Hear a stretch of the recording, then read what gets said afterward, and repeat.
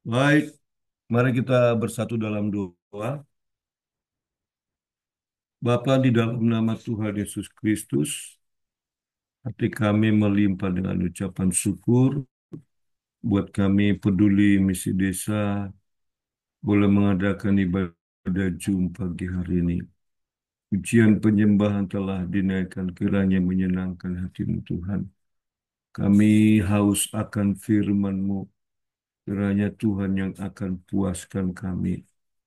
Dan Tuhanlah yang berbicara melalui hamba-Mu.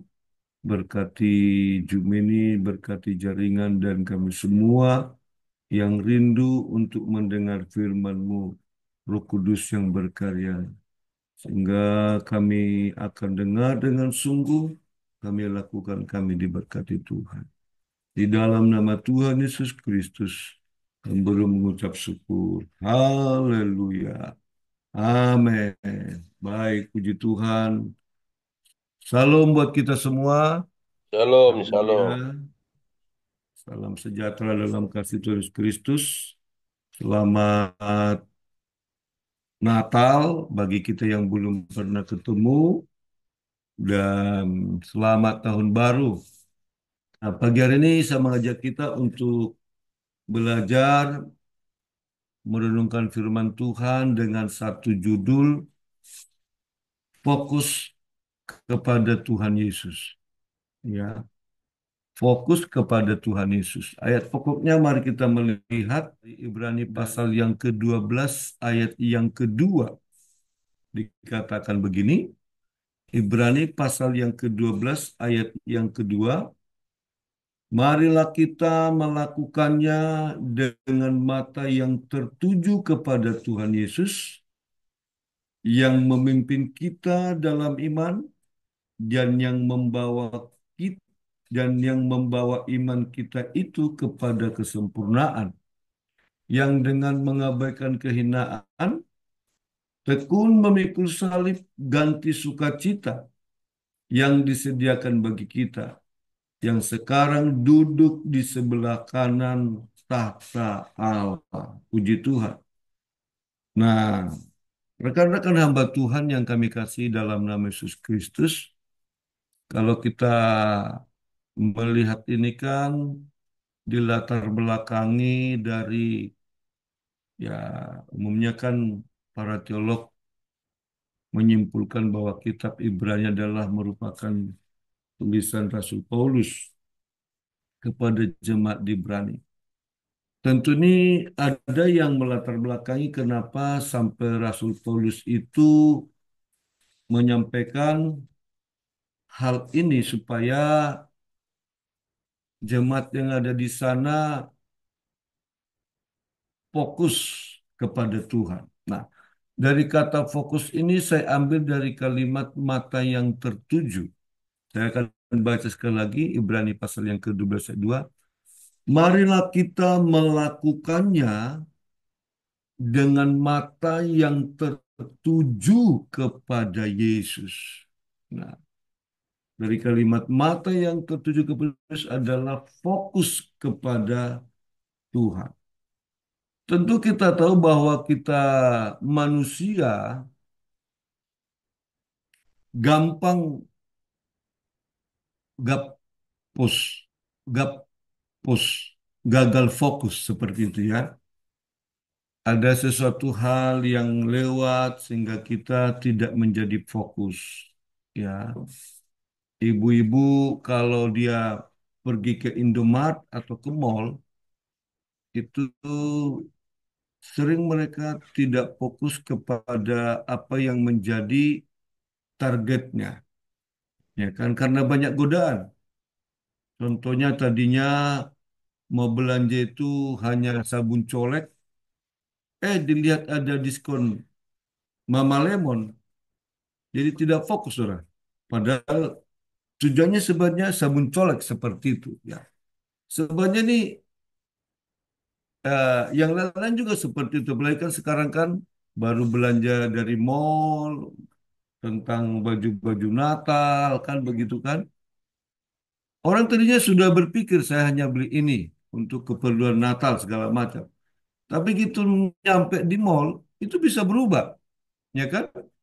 Bisa belinya jadi tambah apa namanya parfum lah, yang lain lah, karena ada goda-godaan di sekitarnya seperti itu.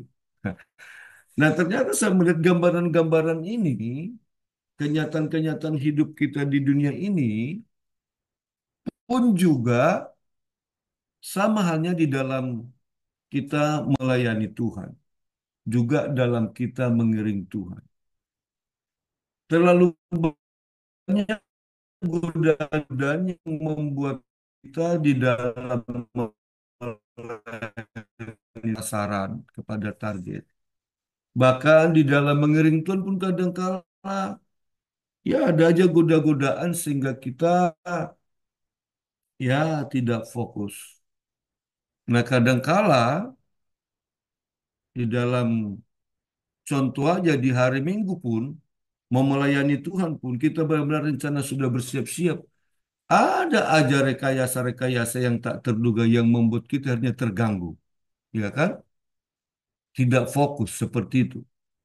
Nah, nah dari sini kita belajar memang kehidupan kita sebagai ya masih ada di muka bumi terlalu banyak godaan, baik di dalam kita melayani Tuhan maupun mengiring Tuhan, banyak hal yang membuat kita tidak fokus seperti itu. Nah, tapi saya yakin ketika seseorang dia mencapai suatu kehidupan yang fokus kepada sasaran, kepada target, kalau kita di dalam mengiring Tuhan, bahkan hal yang akan kita capai kalau kita fokusnya kepada Tuhan Yesus, pasti apa yang menjadi sasaran kita itu dapat tercapai, saudara.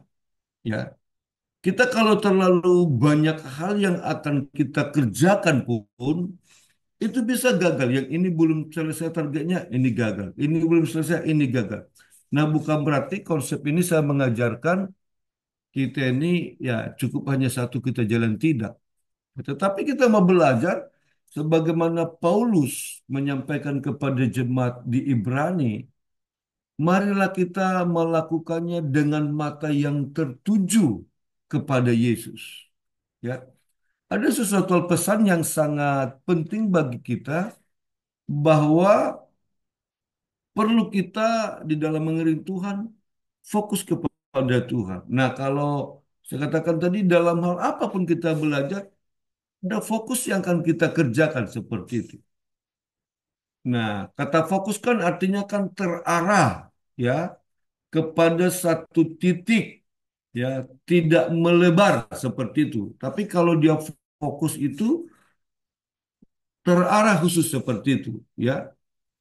Nah, dalam hal ini kalau kita melihat sebenarnya fokus itu dimulai dari pikiran karena fokus itu pun terganggu juga dari pandangan seperti itu ya. Saya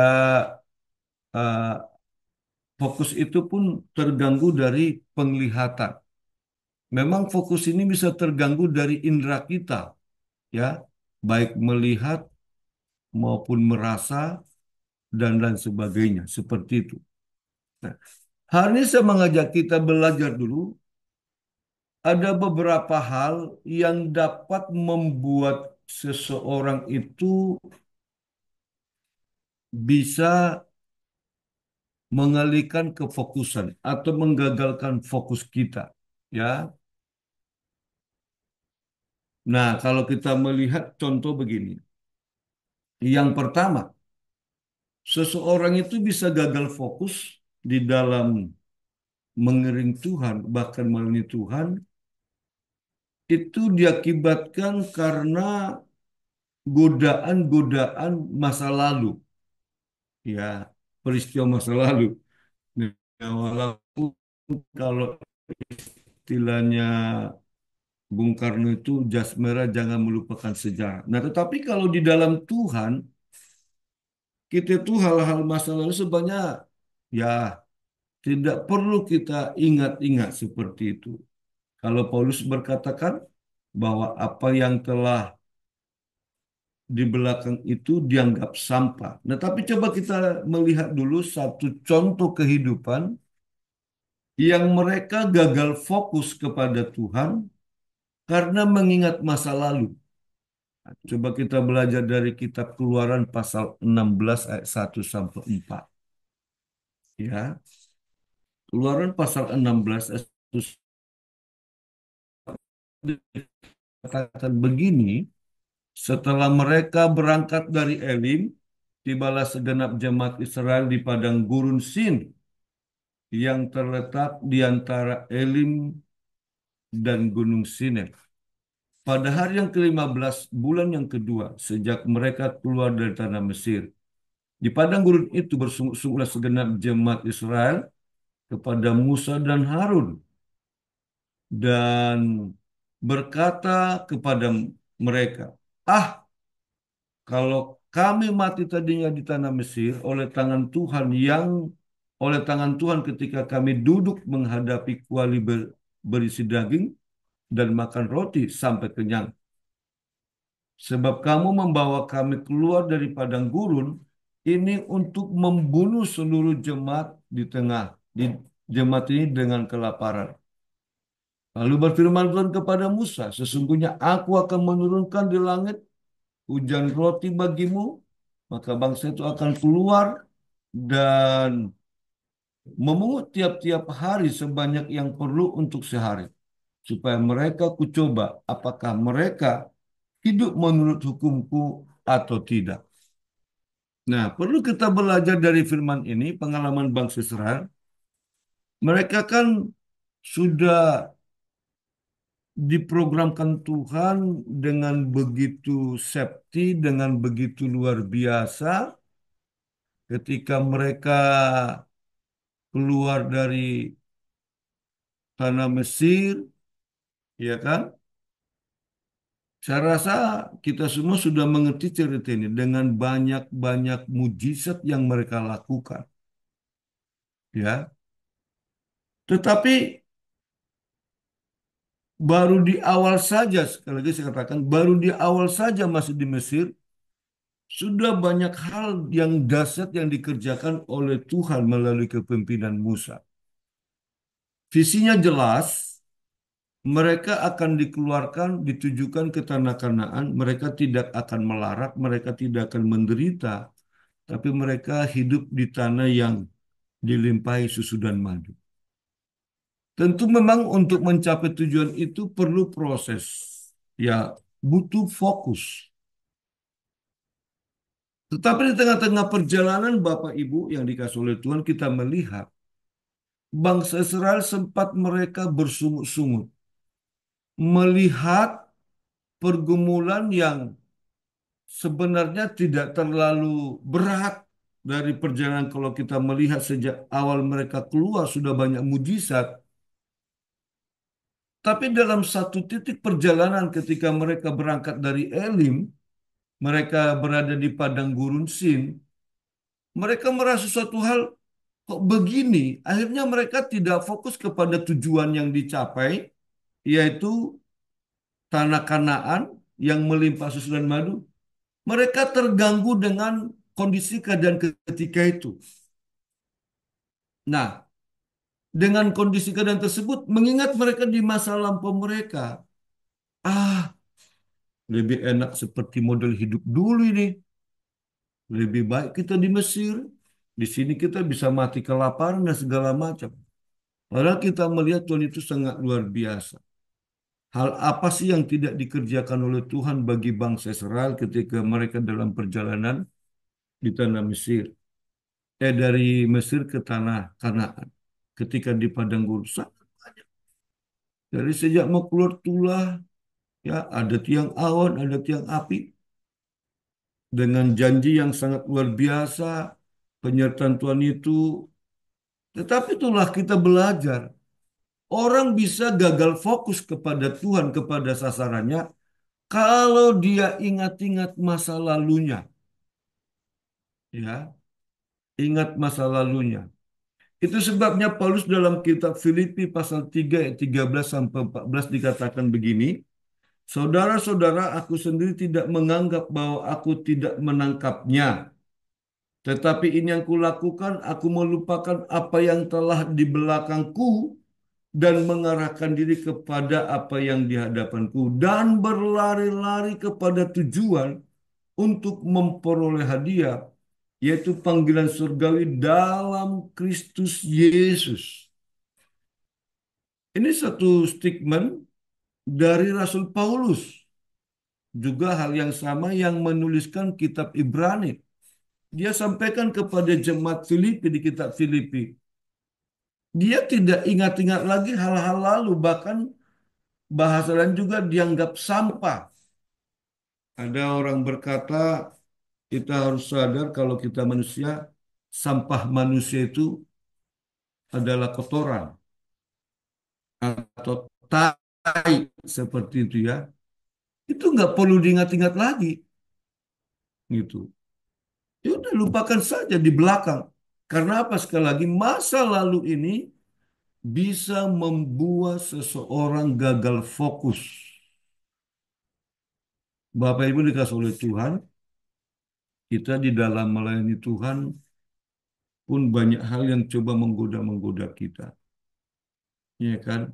Kita bisa ingat, kayaknya aku lebih enak seperti dulu ya.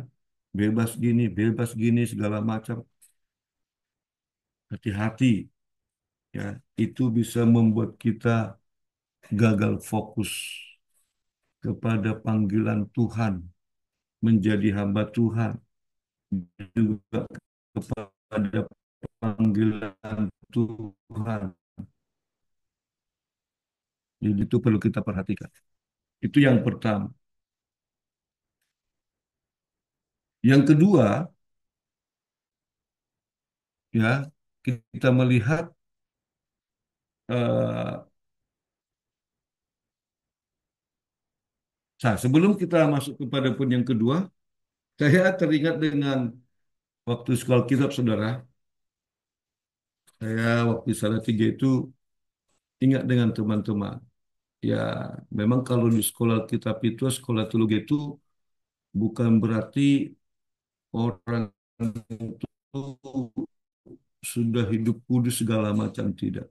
Kalau saya melihat justru di situ muncul asli-asli manusia itu seperti itu. Walaupun beberapa tempat itu kalau sudah menyatakan komitmen masuk sekolah kitab itu harus sudah dibaptis, bahkan ada saran yang sudah penuh Roh Kudus. Nah, ternyata tidak, saudara. Saya melihat itu malah kalau benar-benar tidak fokus, malah muncul manusia-manusia lamanya. Dunia-dunia lama itu pada muncul, saudara. Dan ada beberapa juga akhirnya gagal dari panggilannya.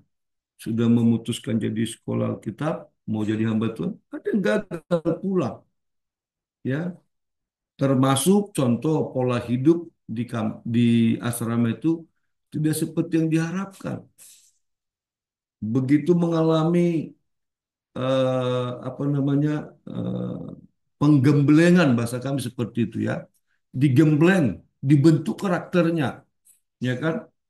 Jam tidur berkurang, jam 2 diperbanyak, beraktivitas banyak, ya kan? Tapi benar-benar kita depres seperti itu. Nah, orang kalau ingat masa lalunya, ingat bapaknya enak-enak. Ya, saya ingat sudah di Lampung. Ini ada teman satu angkatan saya di sini, Bendung kita, Pak Pendeta Daniel Pintu. Ada namanya satu teman saya yang saya sebut nama lah ya, di Medan dia pelayanan. Karena bapaknya inilah termasuk sukses dalam karir di perusahaan perkebunan yang cukup besar. Itu dia sangat dimanja, saudara. Ya, yang lain hanya makan apa adanya, dia mau berapapun duit tinggal telepon bapaknya. Dia selalu ingat. Dan saya melihat ya, salah satu termasuk eh, mentalnya dia sebagai hamba Tuhan agak sedikit berkurang ya, mohon maaf dibandingkan dengan kami-kami. Itu karena ingat-ingat selalu. Butuh duit dikirim bapaknya, butuh dikirim bapaknya, dan segala macam. Di rumah bapaknya itu ada pembantu segala macam. Ya memang ketika itu beberapa teman pun supaya dapat eh, katakanlah cipratan-cipratan berkatnya, dia bantu dia seperti itu. Tapi saudara, sampai sekarang kebetulan ini hari Minggu nanti ada tamu saya dari Medan juga. Saya juga bercerita tentang kehidupan hamba Tuhan ini. Dia bilang, iya, bapaknya setelah berhenti dari kerja, buka pelayanan didampingi oleh dia. Ada 3 gereja yang besar-besar, cukup besar, dibangun oleh bapaknya setelah dia jadi hamba Tuhan. Bapaknya sudah cukup tua, pertanyaan, setelah nanti bapaknya tidak ada, mampu nggak dia nih mengerjakan pelayanan ini? Nah, menurut hemat kita, saya kemarin ngobrol dengan ada teman satu pemuda dulu, iya ya, kayaknya nggak mungkin itu ya. Itu bisa dijual itu gereja dan segala macam. Karena apa? Bisa jaga gagal karena apa? Ketika dalam perjalanan pembentukan itu dia tidak fokus. Nah, hati-hati godaan masa lalu. Makanya kan kalau kita punya lagu kan, ku telah mati dan tinggalkan cara hidupku yang lama. Semuanya sia-sia dan tak berarti lagi. Nah, sebenarnya kita harus mengerti panggilan kita sudah jadi hamba Tuhan, bahwa manusia-manusia lama itu kita harus memang kubur. Ingat, itu bisa menggagalkan kita, fokus kita kepada panggilan kita kepada Yesus, kepada keselamatan kita. Ya, sebabnya kalau kita di dalam sekolah kitab kita bilang jangan pernah lagi lagu berkata, aku masih seperti yang dulu. Ya, tapi berubah. Aku masih seperti yang dulu. Jangan pernah. Ya, karena apa? Karena kita memang fokus kepada Tuhan. Jangan ingat-ingat masa lalu. Ya, apalagi ingat mantan pacar. Ya, banyak sudah kan sekarang dengan media dan segala macam. Akhirnya banyak orang yang jadi rusak. Gagal fokus dengan keluarganya. Karena apa? Ingat masa lalu. Ketemu pacar, ingat, aduh,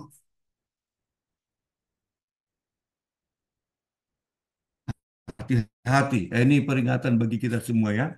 Jangan ingat-ingat masa lalumu. Fokuslah kepada Tuhan. Bahkan mungkin gini Bapak, kemewahanmu kemarin ya kita diberkati dengan Bapak Yesaya ya, yang menyampaikan firman Tuhan. Dia kalau bercerita bagaimana suksesinya dia, bahkan juga istrinya yang kerja di bank, bahkan bank itu ternyata bank keluarganya, Tuhan izinkan ya berhenti semuanya, dia melayani Tuhan. Saya juga terberkati dengan kesaksian beliau kemarin. Dia melayani Tuhan, dari tadinya dia direktur, tetapi dia harus Tuhan izinkan dia mengerjakan pekerjaan yang mestinya tidak jadi direktur, tapi pelayanan, ya, memutar film di mana-mana, harus tarik kabel diperintah oleh pendeta segala macam. Dia tidak tahu siapa dia. Jadi saya kutip juga sambungan dengan firman Tuhan hari ini.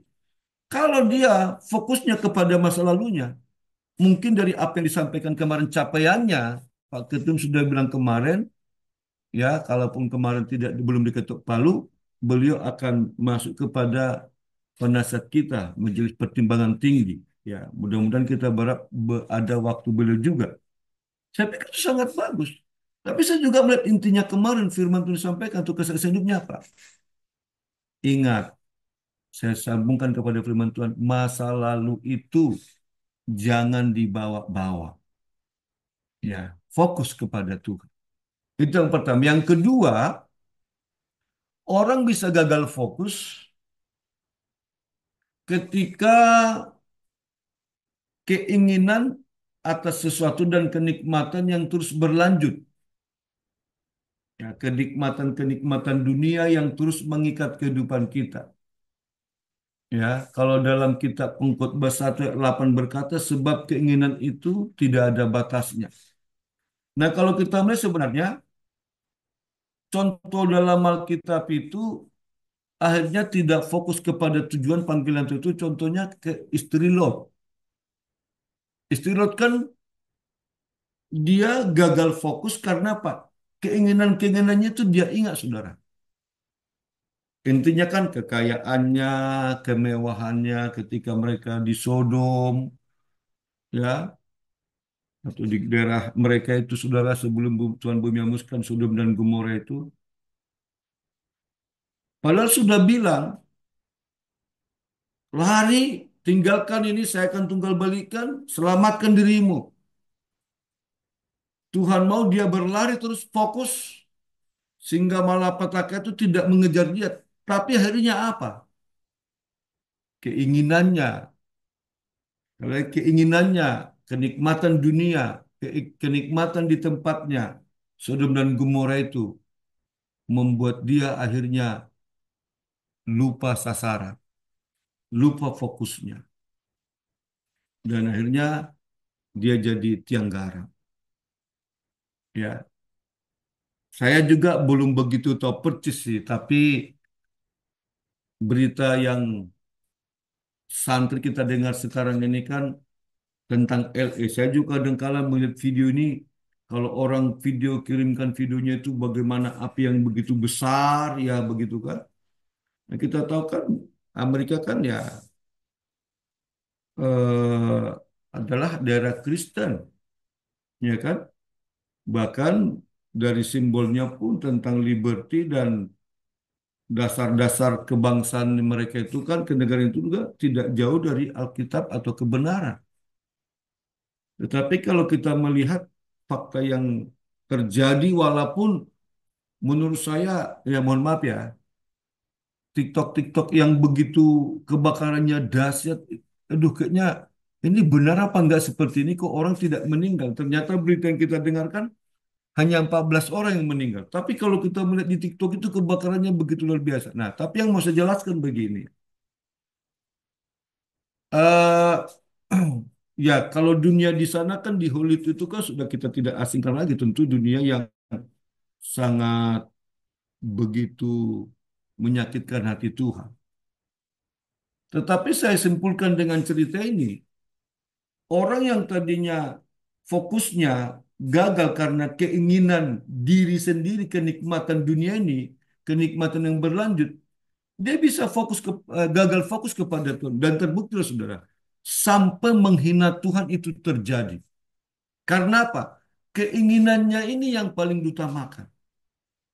Ya, makanya Tuhan bilang keinginan daging itu akan membuat orang mengasihi dunia, dan kalau orang mengasihi dunia, kasih akan Bapa itu akan tidak ada dalam diri orang itu. Ya, jadi yang kedua itu, saudara, hati-hati. Kita bisa gagal fokus karena keinginan-keinginan daging kita ini, ya, kenikmatan yang berlanjut. Ya, kalau Tuhan izinkan kita menikmati sesuatu hal, ya puji Tuhan. Kenikmatan ini kan semuanya kan terukur seperti itu. Kayak ini, suhu kita ini sedang menikmati luar negeri, ya puji Tuhan seperti itu kan. Menikmati angin luar negeri seperti itu. Ya, tapi ini hanya lulu guyon di situ ya. Tapi kan hati-hati, kadangkala jujur, ya saya melihat ya, saya sebagai hamba Tuhan yang sudah sekian lama, banyaknya, bukan banyaknya, beberapa jatuhnya hamba Tuhan itu karena masih terikat dengan kenikmatan dunia, sehingga dia gagal fokus kepada panggilannya. Yang ketiga, ya, kenapa seseorang tersebut bisa gagal fokus kepada Tuhan, bahkan kepada panggilannya melalui Tuhan, adalah dari dua hal. Dari kegagalannya juga keberhasilannya. Orang bisa gagal fokus juga, saudara.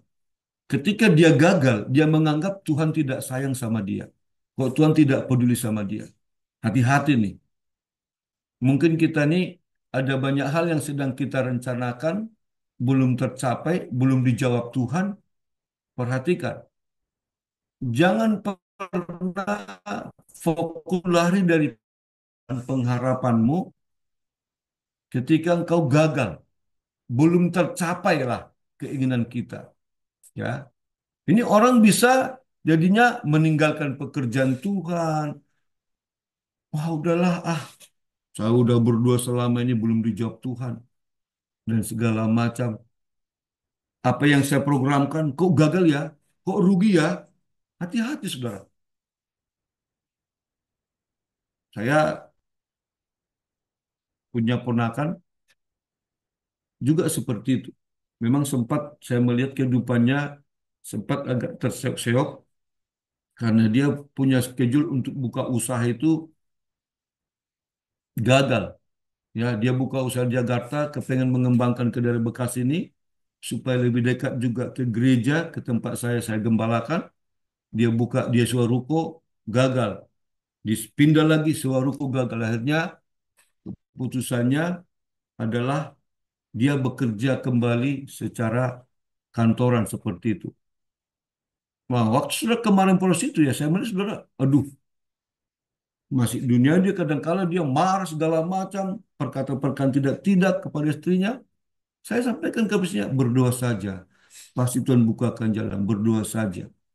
Nah, hati kita juga hamba Tuhan, kadang-kala sebagian itu bisa orang gagal fokus kepada panggilannya, kepada hamba Tuhan, kepada melayani Tuhan, juga mengiring Tuhan. Karena dia merasa gagal terus. Ya, hati-hati. Sebenarnya mungkin ketika kita gagal belum waktu Tuhan untuk menjawab doa kita seperti itu. Ya. Dan keberhasilan juga bisa membuat orang juga gagal fokus. Dua hal ini, kegagalan dan keberhasilan, ya kan? Orang kalau sudah sukses bisa sombong lupa diri seperti itu. Makanya apa yang menjadi proses daripada Tuhan, kita ikutin aja seperti itu. Kita ikutin. Kalau belum dijawab Tuhan, berarti belum waktu Tuhan. Kalau kami orang Batak ada pepatah begini, hatop adong na dilubah, labat adong na dipaima. Nah, itu Pak Pendeta John Pasaribu dia tahu itu. Ya. Kalau cepat itu ada yang dikejar, kalau lambat ada yang ditunggu. Ini orang yang tidak, kalau orang sudah punya prinsip seperti ini, dia pasti tidak pernah gagal fokus ini. Haleluya. Haleluya. Gitu saudara. Tapi kan kadang-kadang kan kita langsung putus asa, aduh udahlah, nggak jadilah segala macam. Jangan, saudara, hati-hati. Ini kalau bahasa secara rohaninya, istilahnya itu orang itu bisa jadinya eh, putus asa, depresi, bahkan jadi gila. Kalau dianggap gagal dan bahkan jadi sukses berlebihan juga, hati-hati saudara ya. Tapi dua saya buat kita semua peduli misi desa, khususnya kita yang dengar firman Tuhan hari ini. Tetaplah fokus kepada Tuhan Yesus. Tetaplah fokus kepada panggilanmu. Proses apapun yang Tuhan izinkan, percayalah bahwa Tuhan sanggup mengerjakan yang terbaik untuk kehidupan kita. Demikian bunyi firman Tuhan, mari kita berdoa. Bapa dalam nama Yesus, terima kasih buat firman-Mu yang telah memberkati kami hamba-hamba-Mu dalam kesederhanaan memaparkan, menyampaikannya hamba-Mu telah berhenti, tapi kiranya Roh Kuduslah yang menolong kami semua. Dasar ayat firman yang telah kami terima supaya kami melakukan segala sesuatu dengan mata yang tertuju kepada Yesus, fokus terus kepada Yesus. Baik secara pribadi kami, baik juga keluarga kami, pelayanan kami, penggembala kami masing-masing, bahkan juga peduli misi desa ini Tuhan. Sehingga kami terus fokus kepada Tuhan. Sebab kami tahu sumber segala sesuatu datangnya daripada Tuhan. Berkati peduli misi desa ini, berkati kami semua menghadap Tuhan. Dan terus pimpin acara jumpa gini. Sehingga namamu saja dipermuliakan. Di dalam nama Tuhan Yesus Kristus kami baru mengucap syukur. Haleluya. Sama-sama kita katakan. Amin. Puji Amin. Tuhan, saya serahkan pada yang bertugas berikutnya.